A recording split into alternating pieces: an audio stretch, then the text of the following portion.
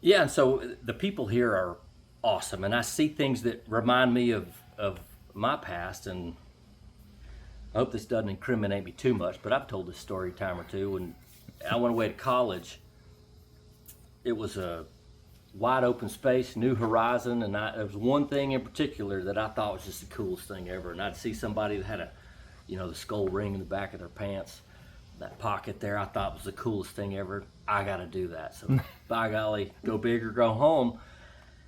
I went and I got a whole roll of the Copenhagen long cut, and I said, I'm doing it.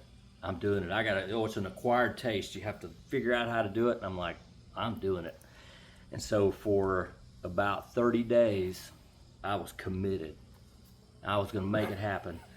I threw up in that 30 days more than I ever have my entire life trying to do it. And finally I said, I give up. I am not man enough to get on this stuff and admit stick with defeat. it. That's right. You win, Copenhagen. But there's one other little twist. So it was in our dorm room, and I didn't make it through that whole roll. So it's sitting there on the bookshelf in our dorm room, and the cleaning ladies at the dorm room came by.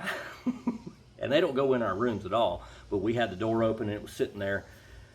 One of the cleaning ladies, God bless her soul, she barely had a tooth in her mouth, and she had a wad, and she said, "Is that your snuff right there?"